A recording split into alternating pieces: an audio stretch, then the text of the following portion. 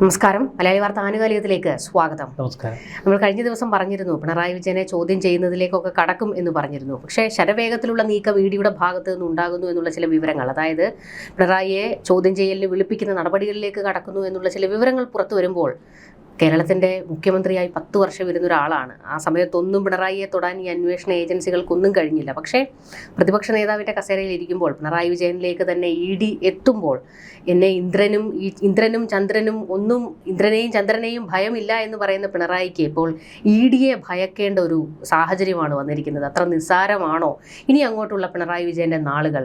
82 വയസ്സായി. ഇന്നലെ നമ്മൾ ഈ വിഷയം ചർച്ച ചെയ്യുമ്പോൾ പിണറായി വിജയൻ ഒരു മാധ്യമ സമ്മേളനം കഴിഞ്ഞ് ചടഞ്ഞിരിക്കുകയായിരുന്നു. പിണറായി വിജയൻ മാധ്യമ സമ്മേളനത്തിൽ മാധ്യമപ്രവർത്തകരെ വെല്ലുവിളിച്ചു. നിങ്ങൾ മകൾക്കെതിരെ എന്തൊക്കെ വാർത്തകളാണ് നൽകുന്നത്? ഇ ഡി ഇപ്പോൾ പുറത്തു വിട്ടു എന്ന് പറയുന്ന ഡോക്യുമെൻ്റ് വ്യാജമാണ്. മാസപ്പടി കേസിൽ കർത്തയുടെ ഒരു മൊഴി അത്തരത്തിലുണ്ടായിട്ടില്ല. ഇതൊക്കെ വെറും മാധ്യമ സൃഷ്ടി എന്നാണ് പിണറായി ഇന്നലെ വിശദീകരിച്ചത്. പക്ഷേ ഇരുട്ടി വെളുത്തപ്പോൾ മണിക്കൂറുകൾക്കുള്ളിൽ ഇ ഡി തന്നെ അതിൻ്റെ വിശദാംശങ്ങൾ മെല്ലെ മെല്ലെ പുറത്തേക്ക് വിടുകയാണ്. അഡ്ജൂഡിക്കേറ്റിംഗ് അതോറിറ്റിക്ക് മുൻപാകെ ഇ ഡി ഒരു വിശദമായ റിപ്പോർട്ട് നൽകി. ആ റിപ്പോർട്ടിലെ പ്രധാന ഭാഗങ്ങളൊക്കെ ഇന്ന് മാധ്യമങ്ങൾ റിപ്പോർട്ട് ചെയ്തിട്ടുണ്ട്. അക്കമിട്ട് നിരത്തി കൃത്യതയോടെ ഇ ഡി പറയുന്നു, പിണറായി വിജയൻ അഴിമതിയാണ് നടത്തിയത്, പിണറായി വിജയൻ്റെ മകൾ മാസപ്പടി വാങ്ങിയത്, പിണറായി വിജയൻ എന്നൊരു മുഖ്യമന്ത്രി എന്ന നിലയിൽ നടത്തിയ അഴിമതി പണം മകൾക്ക് ചെന്നതാണ്. വ്യക്തമായി ആ വാക്കുകൾ ഉപയോഗിക്കുന്നില്ല എങ്കിലും 2 കാര്യങ്ങളാണ് ഇപ്പോൾ പിണറായി വിജയന് വലിയ വിനയായി മാറിയിരിക്കുന്നത്. ഒന്ന്, പിണറായി വിജയനുമായുള്ള വ്യക്തിപരമായ ബന്ധത്തിൻ്റെ പേരിലാണ് താൻ പണം കൈമാറിയത് എന്ന് ശശിധരൻ കർത്ത 2024 ഏപ്രിൽ 24 ഇ ഡിക്ക് കൊടുത്ത മൊഴി. 2, മകൾക്ക് പണം നൽകിയതിൻ്റെ വിശദാംശങ്ങൾ ശശിധരൻ കർത്തയും ഇ ഡിക്ക് നൽകി. മാസം 5 ലക്ഷം രൂപ വീണയ്ക്കും 3 ലക്ഷം രൂപ കമ്പനിക്കുമെന്ന നിലയിൽ നിരവധി മാസങ്ങൾ പണം നൽകി.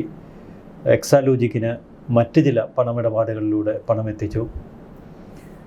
ആ കാലഘട്ടത്തിൽ പിണറായി വിജയൻ മുഖ്യമന്ത്രിയായിരുന്നു. അപ്പോൾ മുഖ്യമന്ത്രിയായിരുന്ന പിണറായി വിജയൻ തൻ്റെ അധികാര ദുർവിനിയോഗത്തിലൂടെ ശശിധരൻ കർത്തയ്ക്ക് നേട്ടമുണ്ടാക്കിയെന്നും ഇതിനു വേണ്ടി ഉള്ള പണം പിണറായി വിജയൻ്റെ മകൾക്ക് കൈമാറിയതാണ് എന്നും വ്യക്തമാണ്. കേരളത്തിലെ കൊച്ചുകുട്ടികൾക്കും എല്ലാവർക്കും വ്യക്തമാണ്. ഇതോടെ CPM-ൻ്റെ വാദം പൊളിഞ്ഞു. 2 കമ്പനികൾ തമ്മിലുള്ള ഇടപാടാണ് എന്നവരുടെ വാദം പൂർണ്ണമായി പൊളിഞ്ഞു. ഇവിടെ നമ്മൾ മനസ്സിലാക്കേണ്ട ഒരു കാര്യം, പിണറായി വിജയനാണ് യഥാർത്ഥത്തിൽ മാസപ്പടി കേസിലെ പ്രതി എന്ന് BJP നേരത്തെ പറഞ്ഞിരുന്നു. പക്ഷെ അവർ ആർജവത്തോടെ ആരോപണവുമായി പിന്നീട് സമരരംഗത്തൊന്നും നിന്നില്ല. പക്ഷേ ഇപ്പോൾ പിണറായി വിജയനിലേക്ക് എത്തുന്നു. മറ്റൊരു പ്രധാനപ്പെട്ട വാർത്ത ഇന്ന് നമ്മൾ കേൾക്കുന്നത്, പിണറായി വിജയന് സമൻസ് അയക്കാനുള്ള ഒരുക്കങ്ങൾ ഇ ഡിയുടെ കൊച്ചി ഓഫീസ് തുടങ്ങിയെന്നാണ്. 2 ആഴ്ച മുൻപ് ഇ ഡി ജോയിൻറ്റ് ഡയറക്ടർ കൊച്ചിയിലെത്തിയിരുന്നു. അന്ന് ഇ ഡിയുടെ ജോയിൻറ്റ് ഡയറക്ടർ പറഞ്ഞത് ഇ ഡി ഡയറക്ടറുടെ അനുമതി വാങ്ങിയതിന് ശേഷം പിണറായി വിജയന് സമൻസ് അയക്കാനാണ്. ഇപ്പോൾ 2 ദിവസങ്ങൾക്ക് മുൻപ് പിണറായി വിജയനെ ചോദ്യം ചെയ്യാനുള്ള അനുമതി ഇ ഡിയുടെ കൊച്ചി യൂണിറ്റ് വാങ്ങി ഡൽഹിയിൽ നിന്ന്. ഇതോടെ എല്ലാ പാതയും പൂർണ്ണമായി സജ്ജമായിരിക്കുന്നു പിണറായി വിജയൻ്റെ ചോദ്യം ചെയ്യലിന് വേണ്ടി. സമൻസ് 2-3 ദിവസങ്ങൾക്കുള്ളിൽ പിണറായി വിജയന് കിട്ടും. ഈ സമൻസ് കിട്ടിയാൽ അതിനെ ഇനി എങ്ങനെ പിണറായി പ്രതിരോധിക്കും? 2 കൊച്ചിയിലേക്ക് പ്രതിപക്ഷ നേതാവിൻ്റെ കാറും എടുത്ത് നേരെ ഇ ഡി ഓഫീസിലേക്ക് ചെന്ന് കയറി ചോദ്യം ചെയ്യലിന് വളരെ കൂളായി ഇരിക്കാനൊന്നും പിണറായി വിജയന് കഴിയില്ല. ഇത്ര അധികം കാലം കേരളത്തിൻ്റെ ഭരണാധികാരിയായിരുന്നു എന്ന ഒരു ധാർഷ്ട്യമൊക്കെ ഉണ്ടാവും. പക്ഷേ ഇ ഡിയുടെ മുന്നിൽ ചെല്ലുമ്പോൾ ഒരു കുറ്റാരോപിതനാണ്. കുറ്റാരോപിതനായി പിണറായി വിജയന് പണ്ട് ലാവ്ലിൻ കേസിൽ CBIക്ക് മുന്നിൽ ചെന്നിരുന്നത് പോലെ ചോദ്യം ചെയ്യലിനായി ചെന്നിരിക്കുക ഇപ്പോൾ അത്ര എളുപ്പമൊന്നുമല്ല. പ്രായാധിക്യമുണ്ട്. അവിടെ നിന്ന് ഇ ഡി ഓഫീസിൽ നിന്ന് പുറത്തേക്ക് തിരിച്ചിറങ്ങുമ്പോൾ ആ പ്രതിപക്ഷ നേതാവിൻ്റെ കസേര പോകും. ജീവിതത്തിൽ വെട്ടിക്കൂട്ടിയതെല്ലാം കൈവിട്ടു പോകുമെന്ന ചിന്ത അദ്ദേഹത്തെ മതിക്കും. മാത്രവുമല്ല, മകൾക്ക് വീണ്ടും ചോദ്യം ചെയ്യലിന് ഹാജരാകാൻ ഇ ഡി നോട്ടീസ് അയക്കാൻ ഒരുങ്ങുകയാണ്. അതിലേക്ക് ഇ ഡി എത്തിയതിൻ്റെ വിശദാംശങ്ങളും ആ അഡ്ജൂഡിക്കേറ്റിംഗ് അതോറിറ്റിക്ക് നൽകിയ റിപ്പോർട്ടിലുണ്ട്. നമുക്കറിയാം, വീണ വിജയൻ്റെ, അതായത് പിണറായി വിജയൻ്റെ വീട്ടിൽ നടത്തിയ റെയ്ഡ്. ആ റെയ്ഡിൽ വീണ വിജയൻ്റെ ഒരു ചുവന്ന ഡയറി പിടിച്ചെടുത്തു, ഒരു ഐഫോൺ പിടിച്ചെടുത്തു. പിന്നീട് വീണ വിജയൻ കുത്തിക്കുറിച്ച് വെച്ചിരുന്ന 2-3 പേപ്പർ കഷ്ണങ്ങളും ഇ ഡിക്ക് കിട്ടി. ആ പേപ്പറിലാണ് ലാർക്ക ഇന്ത്യ കോർപ്പറേഷൻ എന്നുള്ള ഒരു സ്ഥാപനത്തെക്കുറിച്ചുള്ള വിവരങ്ങൾ ലഭിക്കുന്നത്. ഇപ്പോൾ ആ സ്ഥാപനത്തിൻ്റെ കൂടുതൽ വിവരങ്ങൾ പുറത്തു വരുന്നു. വലിയ കമ്പനിയൊന്നുമല്ല, പ്രൈവറ്റ് ലിമിറ്റഡ് കമ്പനിയൊന്നുമല്ല. ഈ അനധികൃത ഇടപാടിന് വേണ്ടി തയ്യാറാക്കിയ ഒരു പ്രൊപ്പറേറ്ററി കൺസേണാണ് വീണ വിജയൻ, മെഡിക്കൽ ഉപകരണങ്ങളുടെ വിതരണം. അപ്പോൾ ഇത്തരം ഷെൽ കമ്പനികൾ ഇനിയും ഉണ്ടാകാം, അല്ലെങ്കിൽ ഷെൽ സ്ഥാപനങ്ങൾ ഇനിയും ഉണ്ടാകാം. വീണ വിജയനെ ചോദ്യം ചെയ്യലിന് വിളിപ്പിക്കുന്നതിൻ്റെ കാരണമായി ഇപ്പോൾ നമ്മൾ കേൾക്കുന്നത് ആ ചുവന്ന ഡയറിയിലെ ആദ്യത്തെ 1 മുതൽ 9 വരെയുള്ള പേജുകളാണ്. നമ്മൾ ഓർക്കും ഈ വീണ വിജയൻ എന്നെ ഇത്ര മണ്ടിയാണ് ഇതെല്ലാം ഡയറിയിൽ ഇങ്ങനെ കുത്തിക്കുറിച്ച് വയ്ക്കാൻ. പക്ഷെ വീണ ഒരിക്കലും കരുതിയില്ല, പിണറായി ഒരിക്കലും കരുതിയില്ല കേരളത്തിൽ അജയൻ എന്ന് കരുതിയിരുന്ന പിണറായി വിജയൻ്റെ വീട്ടിലേക്ക് ഇഡി റെയ്ഡിന് ചെല്ലുമെന്ന്. ആ ഒരു അമിത ആത്മവിശ്വാസമാണ് ഇപ്പോൾ വീണയെ വീഴ്ത്തിയത്. അതുകൊണ്ട് തന്നെ ഈ കണക്കുകളുണ്ടല്ലോ, പണം ശശിധരൻ കർത്തയുടെ മാത്രമല്ല, മറ്റ് നിരവധി മാസപ്പടി കണക്കുകൾ വീണയ്ക്കുണ്ട് എന്ന് നേരത്തെ നമ്മൾ കേട്ടിരുന്നു. മറ്റ് ചില സ്ഥാപനങ്ങളുമായി ബന്ധപ്പെട്ട മാസം പണം മേടിച്ചിരുന്നു എന്നൊക്കെ നമ്മൾ കേട്ടിരുന്നു. ഇ.ഡി. എന്തുകൊണ്ടാണ് വീണയെ വീണ്ടും ശക്തമായി ചോദ്യം ചെയ്യാൻ ഒരുങ്ങുന്നത് എന്നതിൻ്റെ ഒരു കാരണം മാത്രമാണ് ഈ ഡയറി കുറിപ്പുകളും ഈ തെളിവുകളും. മറുവശത്ത് ഇ.ഡി. പറയുന്നു ഏറ്റവും ദുർബലമായ ഒരു പ്രസ്ഥാനമായിരുന്നു എക്സാലോജിക്ക്. മാസം കൂടി വന്ന 5 ലക്ഷം രൂപയുടെ കച്ചവടം, ആകെ ഒരു 5 ലക്ഷം രൂപയുടെ കച്ചവടം, 66 ലക്ഷം രൂപയുടെ സഞ്ചിത നഷ്ടം. ഇത് പിടിച്ചു നിന്നത് CMRLനെ കൊണ്ടാണ്, ശശിധരൻ കർത്തയെ കൊണ്ടാണ്. അപ്പോൾ സ്വാഭാവികമായി നമ്മൾ സംശയിക്കേണ്ടത് ശശിധരൻ കർത്തയുടെ പണം വാങ്ങാനായി ഒരു തട്ടിക്കൂട്ട് കമ്പനി രൂപീകരിച്ചതാണ്. കാരണം അവിടെ വലിയ പണം മുടക്കൊന്നുമില്ല. ബംഗളൂരുവിലാകുമ്പോൾ ബംഗളൂരു അഡ്രസ്സുള്ളൊരു കമ്പനി, അവിടുത്തെ ബാങ്ക് അക്കൗണ്ട്, ശശിധരൻ കർത്തയുടെ പണം ചെല്ലുന്നു, അതെടുക്കുന്നു, ഉപയോഗിക്കുന്നു. അപ്പോൾ വളരെ സുരക്ഷിതമായി പണം കൈമാറ്റത്തിനും മറ്റിടപാടുകൾക്കും ഇത്തരമൊരു സംവിധാനം തട്ടിക്കൂട്ടിയതാണ്. അതുകൊണ്ട് ഇനിയുള്ള ദിവസങ്ങൾ ഏറ്റവും മാരക പ്രഹരങ്ങളുടേതാവും തൈക്കണ്ടി കുടുംബത്തിന്, പ്രത്യേകിച്ച് വീണയ്ക്ക്, പിണറായി വിജയന്. കാരണം വീണ എക്സാലോജിക് എന്ന കമ്പനിക്ക് പുറമെ ഏതൊക്കെ ബാങ്ക് പണമിടപാടുകൾക്ക് വേണ്ടി കമ്പനികൾ തട്ടിക്കൂട്ടിയിട്ടുണ്ട്, അല്ലെങ്കിൽ സ്ഥാപനങ്ങൾ തട്ടിക്കൂട്ടിയിട്ടുണ്ട് എന്നതിൻ്റെ വിവരങ്ങൾ പുറത്തു വരും. 2, ഈ പണം അഴിമതി പണമാണ് എന്ന കാര്യത്തിൽ സ്ഥിരീകരണമുണ്ടായാൽ CBI ഉൾപ്പെടെയുള്ള ഏജൻസികൾ കടന്നു വരും. പിണറായി വിജയനെ ചോദ്യം ചെയ്യാനായി ഇ.ഡി. വിളിപ്പിച്ചു വരുത്തിയാൽ അത് കൂടുതൽ പ്രത്യാഘാതങ്ങൾ സൃഷ്ടിക്കും. വീണ വിജയനെ ഇനി ചോദ്യം ചെയ്താൽ അറസ്റ്റ് ചെയ്യുകയല്ലാതെ മറ്റു പോംവഴിയില്ല ഇ.ഡിക്ക്. പിണറായി വിജയൻ ചോദ്യം ചെയ്യാനായി കടന്നു ചെല്ലുമ്പോൾ അവിടെ കസ്റ്റഡിയിൽ നിന്ന് അറസ്റ്റിലേക്ക് കടന്ന തൻ്റെ മകളെയാണ് കാണാൻ പിണറായി വിജയൻ പോകുന്നതെങ്കിൽ പിണറായി വിജയൻ്റെ അവസ്ഥ എന്താകും? അപ്പോൾ ഏറ്റവും നിർണായകമായ ഒരു അവസ്ഥയിലേക്ക്, സംഭവ വികാസങ്ങളിലേക്ക് മാസപ്പടി കേസ് എത്തിയിരിക്കുന്നു. നമ്മൾ ആദ്യം കേട്ടത് എക്സാലോജിക് എന്ന ഒരു കമ്പനി, ആ കമ്പനിയിൽ നിന്ന് വീണ ഒരു മുഖ്യമന്ത്രിയുടെ മകളാണ്, അവർക്ക് മറ്റ് കമ്പനികളുമായി എന്തെങ്കിലുമൊക്കെ ബന്ധമുണ്ട്. അതായത് പിണറായി വിജയൻ മുഖ്യമന്ത്രിയായിരുന്ന സമയത്തൊക്കെ ഈ എക്സാലോജിക് എന്ന കമ്പനിയുടെ മറവിൽ തന്നെ ഈ സർക്കാരിൻ്റെ പല പദ്ധതികളും വീണയുടെ പല അടുപ്പക്കാരിലേക്കും എത്തിയിട്ടുണ്ട്. നമ്മൾ ജയ്ക്ക് ബാലകുമാറിൻ്റെയൊക്കെ പേരുകൾ ഈ സമയങ്ങളിലൊക്കെ ഉയർന്നു കേട്ടിട്ടുള്ളതാണ്. മറ്റൊരു കാര്യം, ഇപ്പോൾ നമ്മൾ കേൾക്കുന്നത് ലേക്കർ ഇന്ത്യ പ്രൈവറ്റ് ലിമിറ്റഡ്, അങ്ങനെ മറ്റൊരു കമ്പനിയും കൂടെ കോർപ്പറേഷൻ. അപ്പോൾ അങ്ങനെ ഒരു കമ്പനിയുടെ പേരും കൂടെ കേൾക്കുന്നു. അപ്പോൾ ഈ ഷെൽ കമ്പനികൾ എത്രയുണ്ട്? അതായത് ഒന്ന് ഓർത്തു നോക്കുക, ഒരു മുഖ്യമന്ത്രിയുടെ കുടുംബമടക്കം ഈ തട്ടിപ്പിന് കൂട്ടുനിൽക്കുന്നു, ഇതുപോലെയുള്ള ഷെൽ കമ്പനികളിലേക്ക് പണം കൊണ്ടുപോകുന്നു. കരിമണൽ ഖനനത്തിലൂടെ കിട്ടിയിരിക്കുന്നത് കോടാനുകോടികളാണ് എന്നുള്ള ചില ആരോപണങ്ങൾ ഉയർന്നു വരുന്നു. നമുക്ക് കേട്ടുകേൾവി ഇല്ലാത്ത ഒരു തലത്തിലേക്കാണ് ഈ ഒരു മാസപ്പടി പോകുന്നത്. പക്ഷെ അപ്പോഴും എല്ലാവരും ചോദിക്കുന്ന ഒരു ചോദ്യമുണ്ട്, ലാവ്ലിനിൽ വീഴാത്ത പിണറായി മാസപ്പടിയിൽ വീഴുമോ എന്ന്. എവിടെയെങ്കിലും പോയി വീഴും, അത് കാലത്തിൻ്റെ ഒരു കാവ്യനീതിയാണ്. ഇതിപ്പോൾ ഈ തെളിവുകളാണല്ലോ വലിയ പ്രശ്നം. നമുക്ക് രസകരമായൊരു സംഭവം ഇന്ന് ഈ ശശിധരൻ കർത്തയുടെ വീട്ടിൽ നടന്ന റെയ്ഡിൽ ഇ.ഡിക്ക് കിട്ടിയ രേഖകളിലുണ്ട്. 187 കോടി രൂപ 15 വർഷത്തിനിടയിൽ മണി മാനേജ്മെൻറ്റിലൂടെ എന്ന് പറഞ്ഞാൽ വ്യാജ ബില്ലുകൾ സൃഷ്ടിച്ച് ഇടപാടുകാർക്ക് പണം നൽകി അവർക്ക് കമ്മീഷൻ കൊടുത്ത് ഈ പണം തിരികെ പണമായി വാങ്ങി രാഷ്ട്രീയക്കാർക്കും മാധ്യമങ്ങൾക്കുമൊക്കെ വിതരണം ചെയ്യുകയുണ്ടായി ശശിധരൻ കർത്ത. 187 കോടിയാണ് 15 വർഷത്തിനിടയ്ക്ക്. അതിൽ പിണറായി വിജയൻ്റെ പേര് വരുമ്പോൾ, വീണ വിജയൻ്റെ മാസപ്പടി ലിസ്റ്റ് വരുമ്പോൾ അതിൽ ശശിധരൻ കർത്ത കുറിച്ചിരിക്കുന്നത് ചെളി നീക്കിയത്, ചെളി വാരിയത്. നമ്മുടെ കേരളത്തിൻ്റെ മുഖ്യമന്ത്രി പിണറായി വിജയനെ അങ്ങനെ ഒരു ചെളി വാരിയ കൂലിപ്പണിക്കാരൻ വിജയനാക്കി എന്ന് വേണമെങ്കിൽ നമുക്ക് പറയേണ്ടി വരും. അപ്പോൾ ചെളി വാങ്ങാനാണ് ഇത്രയധികം പണം മുടക്കിയത്. ഇപ്പോൾ ഒരു കാലത്തിൻ്റെ കാവ്യനീതി പോലെ ശശിധരൻ കർത്ത നൽകിയ ആ പണം കുറച്ച് ചെളിയായി തന്നെ കർത്തയ്ക്ക് തിരികെ കിട്ടിയിരിക്കുന്നു. അപ്പോൾ കർത്തയിൽ നിന്ന് മറ്റ് തലങ്ങളിലേക്ക് കേസ് കടക്കും, അതിൽ സംശയമില്ല. അവിടെയാണ് ലേക്കർ ഇന്ത്യ കോർപ്പറേഷൻ ഒരു സൂചന. മറ്റെന്തൊക്കെ തെളിവുകൾ ഇപ്പോൾ ഇ ഡിയുടെ പക്കലുണ്ടെന്ന് നമുക്കറിയില്ല. പഴയൊരവസ്ഥയല്ല, ലാവ്ലിൻ കേസിൻ്റെ അവസ്ഥയല്ല ഇപ്പോൾ. ഇതിപ്പോൾ വളരെ സാവധാനത്തിൽ അവധാനതയോടെ കേന്ദ്ര അന്വേഷണ ഏജൻസി പിണറായി വിജയനെതിരെയുള്ള തെളിവുകളൊക്കെ ശേഖരിച്ച് അത് വിശദമായി പരിശോധിച്ച് അവസാന കുരുക്കിടാനുള്ള ശ്രമം നടത്തുകയാണ്. പ്രതിരോധിക്കാൻ കഴിയില്ല പിണറായിക്ക്. പഴയ ആ ഉദ്യോഗസ്ഥ വൃന്ദമൊന്നും ഒപ്പമില്ല. പണ്ട് IPS IAS ഉദ്യോഗസ്ഥന്മാരൊക്കെ കാൽച്ചുവട്ടിലുണ്ടായിരുന്നു. പിണറായിക്ക് ഒരു പ്രശ്നമുണ്ടായി അവർ നേരെ ഡൽഹിയിലേക്ക് ഒഴുകും. ഇതൊക്കെ ഇപ്പോൾ ED ആണെങ്കിലും മറ്റ് കേന്ദ്ര അന്വേഷണ ഏജൻസി ആണെങ്കിലും ഇതിലൊക്കെയുള്ള ഉദ്യോഗസ്ഥന്മാർക്ക് കേരളത്തിലെ സർവീസിലുള്ളവരുമായി നല്ല ആത്മബന്ധമൊക്കെ ഉണ്ട്. ഈ ബന്ധങ്ങളൊക്കെ ഉപയോഗിച്ച് കുറേയൊക്കെ തടഞ്ഞിടാൻ പറ്റും. പക്ഷേ ഇപ്പോൾ ഒന്നുമില്ല. പാർട്ടിയിലും സൗഹൃദങ്ങളിലും മറ്റ് തലങ്ങളിലുമൊക്കെ ഏറെക്കുറെ ഒറ്റപ്പെട്ട അവസ്ഥയില്ല പിണറായി. ഇത് ചിലപ്പോൾ ഇനി ഈ ജനങ്ങൾ വെറുത്ത് ഏറ്റവും ഒടുവിൽ പിണറായി വിജയനോട് ഇഷ്ടം തോന്നുന്നു എന്നും നമുക്കറിയില്ല. എന്തായാലും വലിയൊരു അസ്തമനമായിരിക്കും ഇനി മുന്നിൽ. എല്ലാം നഷ്ടപ്പെടുന്ന ഒരു പിണറായി വിജയനിലേക്കാണ് കാര്യങ്ങൾ എത്തുന്നത്. പ്രതിപക്ഷ നേതൃസ്ഥാനം ഇപ്പോൾ ഷോൺ ജോർജ് പറയുന്ന MLA സ്ഥാനം പോലും രാജിവെക്കണമെന്ന്. അതൊന്നും അത്ര എളുപ്പമല്ല. പക്ഷെ പാർട്ടി ശ്രദ്ധിക്കേണ്ട കാര്യം, ഇന്നലെ ഈ വാർത്ത പുറത്തു വന്ന് ഈ നിമിഷം വരെ MV ഗോവിന്ദനോ പാർട്ടിയുടെ ഒരു നേതാക്കളോ ഒരു പ്രതികരണവും നടത്തുന്നില്ല.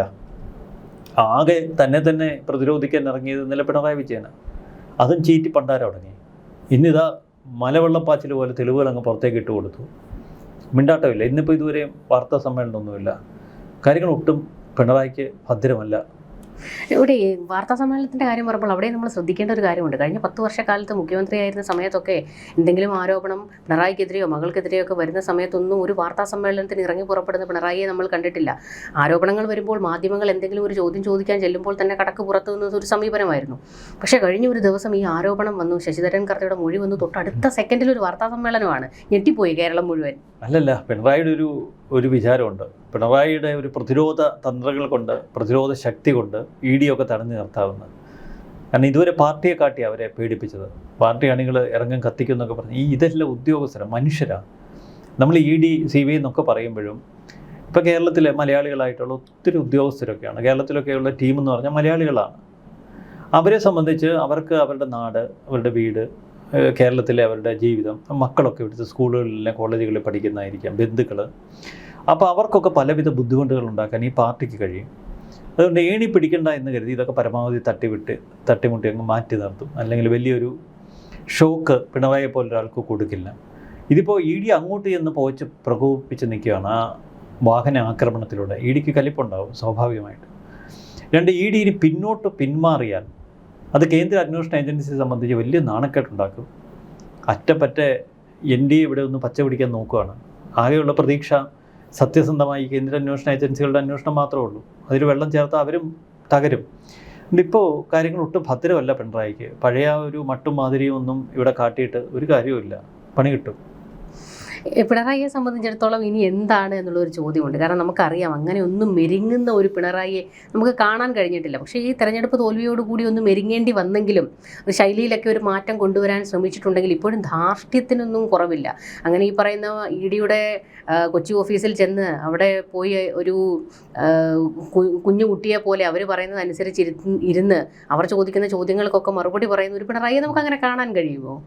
അല്ല, ഈ വലിയ ഒറ്റക്കൊമ്പന്മാരെ മയക്കുവെടി വെച്ചിടുന്നത് പോലെയാണ് ഇപ്പോൾ ഈ കഴിഞ്ഞ നിയമസഭാ തെരഞ്ഞെടുപ്പിൽ ജനങ്ങൾ മയക്കുവെടി വെച്ചിട്ടിരിക്കുന്നത്. പക്ഷെ എപ്പോൾ എവിടെയെങ്കിലും ഞെട്ടി എഴുന്നേറ്റ് അക്രമം കാട്ടും, അത് മനസ്സിലാക്കി. പക്ഷെ അതിനു മുമ്പ് ED കൊണ്ടുവന്ന് ചങ്ങലയൊക്കെ ഇട്ട് ഇപ്പോൾ പൂട്ടിക്കൊണ്ടിരിക്കുക. ഇത് കത്തി ആളുന്നതിന് മുൻപ് ആ ഒരു തെരഞ്ഞെടുപ്പ് തോൽവിയുടെ ഒരു ക്ഷീണമുണ്ട്. ഈ ചങ്ങലക്കിട്ട നിലയിൽ തന്നെ കൊച്ചിയിലേക്ക് ചെല്ലും. പിന്നീട് ചോദ്യം ചെയ്യലിൽ അത്ര പിടിച്ചു നിൽക്കാൻ കഴിഞ്ഞില്ലെങ്കിൽ ആത്മവിശ്വാസം മുഴുവൻ തകരും. പിന്നെ മെരുങ്ങിയ തീരൂ. ഏതൊരു ഒറ്റക്കൊമ്പൻ്റെയും ഏതൊരു ഒറ്റയാന്മാരുടെയും വിധി ഇങ്ങനെയൊക്കെയാണ്. അതൊന്നും നമുക്ക് തടഞ്ഞു നിർത്താൻ പറ്റത്തില്ല. ചരിത്രം പരിശോധിച്ചാൽ എത്ര വീഴ്ചകൾ, എത്രയൊക്കെ വമ്പന്മാരുടെ പതനം. ഒരു വ്യക്തിയും തൻ്റെ ഈ ധിക്കാര മനോഭാവം കൊണ്ട്, അഹന്ത കൊണ്ട് എല്ലാ കാലത്തും മനുഷ്യരെ അടിച്ചമർത്തി ഭരിക്കണമെന്നും ജീവിക്കണമെന്നും അതൊന്നും യാഥാർത്ഥ്യമാകില്ല. അതിലേക്കാണ് കാര്യങ്ങൾ എത്തി നിൽക്കുന്നത്. ഇവിടെ നമ്മൾ ഇപ്പോൾ സാർ പറഞ്ഞതുപോലെ വെറുപ്പിന്റെ അവസാനം പിണറായിയോട് ഒരു ഇഷ്ടം തോന്നുമെന്ന് ചോദിച്ചു. പക്ഷേ സോഷ്യൽ മീഡിയയിൽ അങ്ങനെ ഒരു പ്രചാരണം തുടങ്ങി. അത് കുട്ടിശക്കറിനോടാണ്. ഇവിടെ കുട്ടിശക്കറിനല്ല, ബേസിക്കലി കുട്ടിശക്കറിന്റെ ഒരു ബേസിക് നേച്ചറും പിണറായി വിജയന്റെ ബേസിക് നേച്ചർ തമ്മിൽ ഒത്തിരി വ്യത്യാസമുണ്ട്. അതായത് ഈ കഴിഞ്ഞ ദിവസങ്ങളിലൊക്കെ, അതായത് ഈ വി.ഡി. സതീശൻ മാധ്യമങ്ങളോട് ഇപ്പോൾ കയർത്തൊക്കെ സംസാരിക്കാൻ തുടങ്ങിയ ഒരു സമയത്ത് തന്നെ ഈ സോഷ്യൽ മീഡിയയിൽ വരുന്ന ഒരു വലിയ പ്രചാരണമുണ്ട്. അയാളായിരുന്നു ശരിയെന്ന് പറഞ്ഞു തുടങ്ങുന്ന ഒരു വലിയ ഒരു ക്യാമ്പയിൻ തുടങ്ങിയിരുന്നു ഈ SFIയുടെയും DYFIയുടെയും ഒക്കെ നേതൃത്വത്തിൽ. അതങ്ങോട്ട് പൊലിപ്പിച്ച് വന്നുകൊണ്ടിരിക്കുന്ന സമയത്താണ് ED വന്ന് കയറി വീണ്ടും എല്ലാം നശിപ്പിക്കുന്നത്. ഇവിടെ നമ്മൾ ഒരു മനുഷ്യൻ എത്രത്തോളം ഇങ്ങനെ അഭിനയിക്കാൻ കഴിയും എന്നുള്ളതാണ് ഒരു ചോദ്യം. കാരണം അയാൾ കാർക്കശ്യക്കാരനാണ്, അയാൾ ചിരിക്കാറില്ല, പക്ഷെ അയാൾ മനുഷ്യനായിരുന്നു എന്നൊക്കെ തള്ളി മറിക്കുന്നത് കേൾക്കുമ്പോൾ അതിനൊക്കെ അപ്പുറത്തേക്ക് നിയമസഭയിൽ നമ്മൾ കണ്ടിട്ടുള്ള ഒരുപാട് പ്രകടനങ്ങളുണ്ട്. അതായത് കൈ ഉയർത്തിപ്പിടിച്ചിട്ട് ഈ കൈകൾ ശുദ്ധമായതുകൊണ്ടാണ് ശുദ്ധമായത് എന്ന് പറയുന്ന ഒരു പിണറായിയെയും നമ്മൾ കണ്ടിട്ടുണ്ട്. 10 വർഷക്കാലം ഒരു മനുഷ്യൻ എങ്ങനെ അഭിനയിക്കാൻ കഴിയും?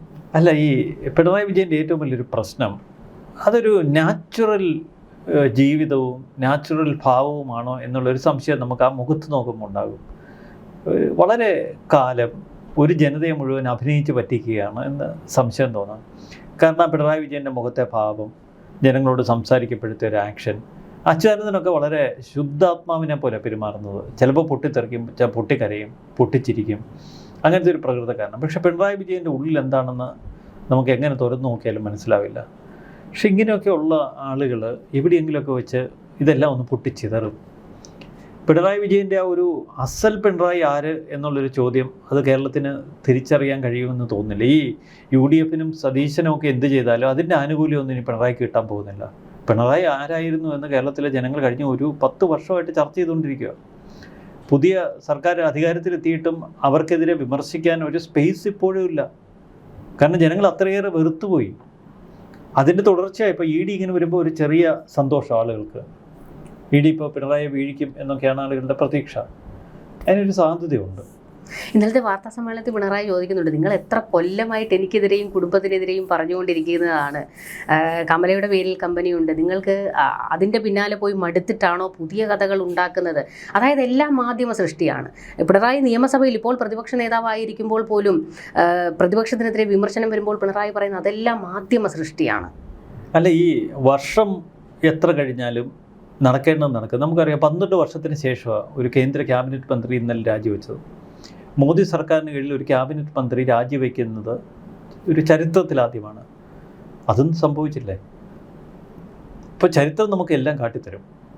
അതിൻ്റെ ഇപ്പം വീണയിൽ അന്വേഷണം ഒതുങ്ങും എന്ന് കരുതിയിടത്തല്ലേ പിണറായി വിജയനിലേക്ക് തെളിവുകൾ എത്തിയത്? അവിടെയല്ലേ പിണറായി വിജയനുള്ള സമൻസ് ഒരുങ്ങുന്നത്? അവിടെയല്ലേ പിണറായി വിജയനുള്ള ചോദ്യം ചെയ്യൽ മുറി കൊച്ചിയിലെ ED ഓഫീസിൽ തയ്യാറാക്കിക്കൊണ്ടിരിക്കുന്നത്? അപ്പോൾ എല്ലാം നമ്മൾ പ്രതീക്ഷിക്കുന്ന വഴിയല്ല ചരിത്രം നമ്മെ കൊണ്ടുപോകുന്നത്. ചരിത്രം നമ്മെ പല സ്ഥലങ്ങളിലും എത്തിക്കും. അത് പല വിചിത്ര കാഴ്ചകൾക്കും വേണ്ടിയിട്ടാണ്.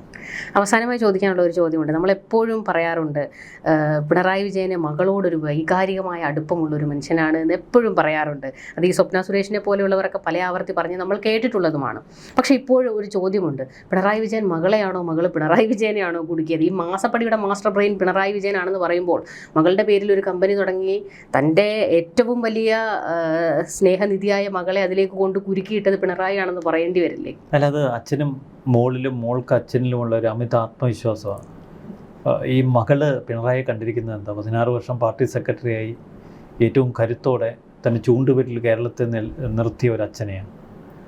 നിരവധി വാളുകൾക്കിടയിലൂടെ കടന്നു വന്ന ചരിത്രം ഓർമ്മപ്പെടുത്തിക്കൊണ്ട് പാർട്ടിയെ നയിച്ച ഒരു ഇരട്ടച്ചങ്ങനെയാണ്. ഇരട്ടച്ചങ്ങൻ എന്നൊക്കെ നമ്മളല്ല, പാർട്ടിക്കാരാണ് പറഞ്ഞത്. പിന്നീട് കേരളം ഭരിക്കുമ്പോൾ അധികാരത്തിൻ്റെ ഉന്മാദത്തിലായിരുന്നു അവരൊക്കെ. അത് താഴെ വീഴുമെന്ന് അവർ ഒരിക്കൽ പോലും കരുതിയിട്ടുണ്ടാവില്ല. ഈ തെരഞ്ഞെടുപ്പിൽ തോൽക്കുമെന്ന് പോലും കരുതിയിട്ടുണ്ടാവില്ല. അധികാരമൊക്കെ ക്ഷണികമാണ്. ഇതെല്ലാം ഞൊടിയിടയ്ക്കുള്ളിൽ താഴെ വീഴും. ഏറ്റവും ഉയരത്തിൽ നിൽക്കുന്നവർ ഏറ്റവും താഴേക്ക് പതിക്കും. ആ പതനം സഹിക്കാൻ പറ്റത്തില്ല. അത് പിണറായി വിജയൻ മകളെയാണോ, മകൾ പിണറായി വിജയനെയാണോ സ്നേഹിച്ചിരുന്നത് എന്നത് നമുക്ക് മാനുഷിക തലത്തിലെടുത്താൽ അതിലൊരു കുറ്റവും പറയാൻ കഴിയില്ല. കാരണം മകളെ പൊന്നുപോലെ ഒരു അച്ഛൻ നോക്കണം, അച്ഛനെ ഏറ്റവും പൊന്നുപോലെ ഒരു മകൾ നോക്കണം, അത് നല്ലത്.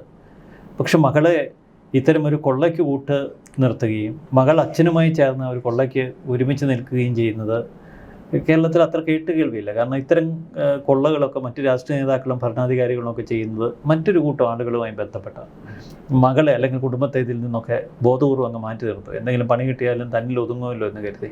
പക്ഷേ ഇവിടെ പിണറായി വിജയൻ്റെ അമിത ആത്മവിശ്വാസം അദ്ദേഹത്തെ ചതിച്ചു. മകൾ മാത്രമല്ല അച്ഛനും കൂടി വീഴുന്നു.